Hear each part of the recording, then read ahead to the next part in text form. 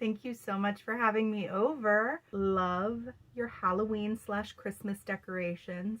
100% not too late or too early. So I need your help. I have done a little bit of a wardrobe clean out. I've got two bags of clothes. It's not so much that I don't like these clothes as I maybe am not as inspired by them right now. I have kind of a twofold method for determining if I'm going to keep clothes that I'm not super jazzed about but that I don't totally dislike. One method is the 3 complement method.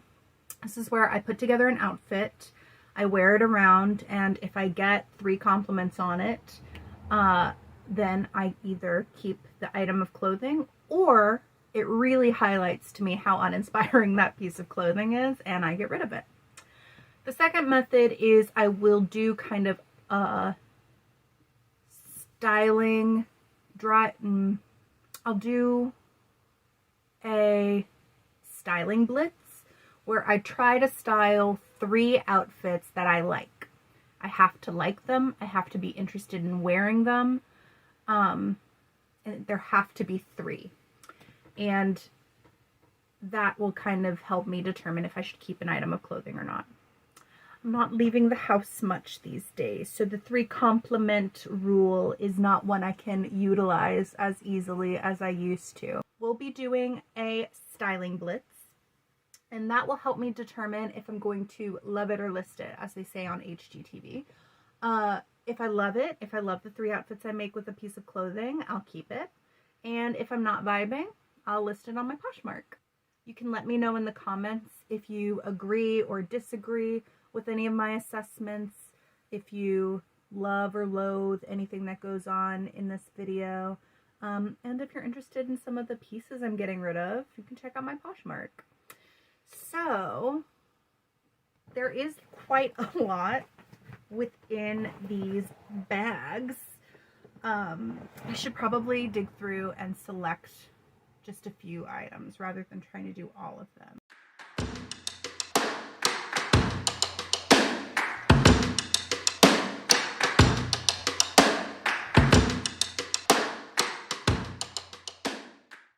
Okay, so I've got maybe half of the items from those 2 bags that I'm considering loving or listing. I will go through the rest of my wardrobe and pull out some pieces to play with, and we can start style blitzing. So this purple dress I bought with the dream of being in like a group Halloween costume where I got to be Daphne in the Mystery Incorporated gang.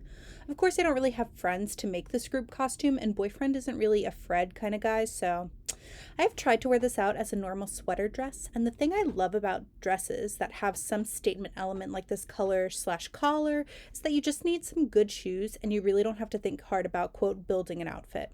In theory, I can put skirts and jackets over this dress, but something about it just doesn't hit right.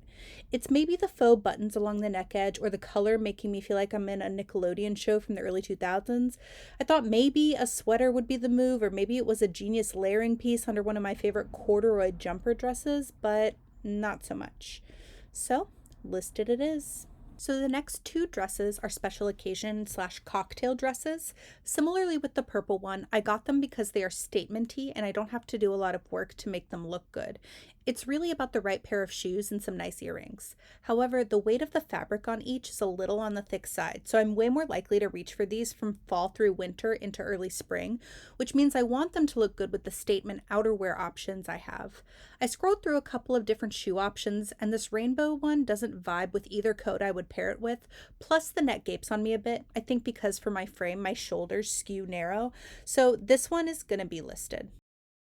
I love this dress and find it so flattering, but it isn't particularly versatile in terms of tossing other pieces on top of it to make new outfits.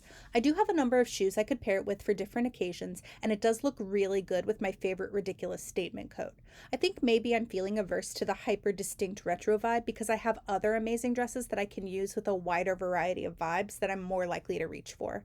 However, I do have a dream of owning a black leather harness that I can pair with these amazing boots for a fit that would be a killer. So this one is getting listed, but if I happen to get a harness before it sells, it may make its way back into my wardrobe. So this dress is linen feel and works really well in spring and summer on its own. I love the pattern, it's very statement, and is really versatile with a number of different shoes I own. Plus, a compliment I remember very distinctly from a friend I went to grad school with was that it looked like silk when she saw it in person, and I get weirdly proud when I can find lower priced objects that appear luxurious, one of a kind, or particularly special in some way. The darts in the bodice have this awesome rectangular top stitching around them and feels more expensive than it actually is. This dress also passes the throw a skirt on it test, where two of my most neutral and versatile skirts can diversify the ways I wear it. I also found out that I really like the way this dress looks layered over high-necked, long-sleeved shirts, which helps transition it from summer into fall and winter.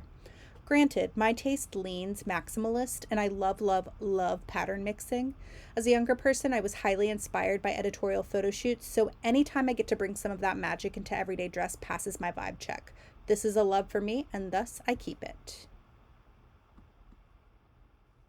Okay, animal print. This knit skirt made it through one round of decluttering last year, and in that style blitz, I put together the second look in this style blitz. I think the sweater vest as an article of clothing aids and abets my love of pattern mixing so nicely. In the first outfit, I have a pretty unified look with the blue in the spots on the skirt matching the shirt well, and in the second outfit, the blue floral plays off the spots and the shoes.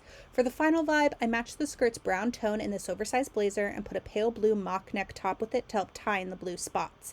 I tend to vibe with both flattering, low toe box heels and boots that cut my ankle/calf, which some would consider unflattering, but I often find a lot of power in that. So this is a keep. Love. Now onto this sleeveless knit tunic. We already have one of the 3 outfits required of a style blitz assessment with the last skirt, but I did come up with 3 more options that I can get down with. First, we pair a very funky printed button down with these cool wide leg jeans layered in a weird drape. The second outfit is layering a tunic over some teal clothes, plaid pants and a turtleneck. I'm dressing more for winter with this garment because that's what's coming up in the foreseeable future, but I have worn this over bike shorts to pretty cool effect. The final look is me cosplaying as an Ulta employee, but you can never really go wrong with all black, particularly when the silhouettes are interesting or the textures in the garments have a little tension between them. This wool skirt is one I love so much, but I am so concerned about it skewing to kindergarten teacher or frumpy children's librarian on a CW show.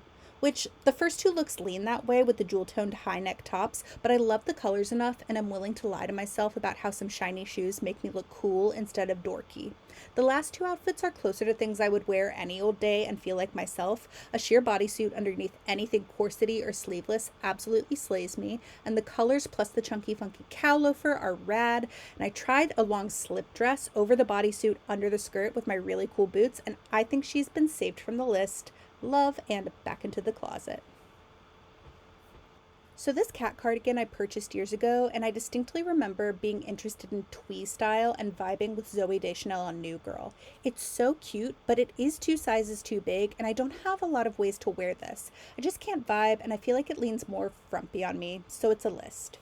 I bought these shoes years ago because they are amazing, but I rarely wear them. The green, gold, and red in the shoe make them hyper-specific and thus hard to keep versatile, but I luckily have a proclivity for chartreuse and vermilion, so that's basically the foundation for the first 2 looks. I got interested in a leafy green tone-on-tone outfit with these shoes, as well as a matching top with those jeans, and it's a love. So this here green top came in a set with this here skirt, and I got it when I was very interested in this braless tied cardigan look a summer or 2 ago. It was at a moment when there was some is it a fit or is she skinny content going around. Natural evolutions include pairing the top as a top with a bunch of different bottoms, and then the next intuitive move is to use it as a cardigan or as a jacket/cape. This top kind of naturally works for warmer weather, but one way I could transition it to fall would be to put it underneath a jumpsuit or overalls. We're calling it a love for now. This piece I bought specifically to wear in this first outfit combo to a Christmas Eve service with my mom. I think it's nice and honestly pretty seasonally appropriate for where I'm living at the moment. My first instinct is to wear this as a cardigan, but I like the option of wearing it as a top as well. So the overall cardigan combo is one I had to stretch my imagination for, but I really dig it. All right, Style Blitz over. Thank you so much for hanging out with me today. I had a lot of fun. I hope I get to see you soon.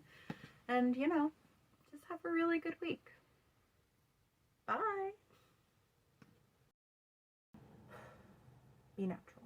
Be natural. Be natural. Well, thank you so much for hanging out with me today. That's not natural.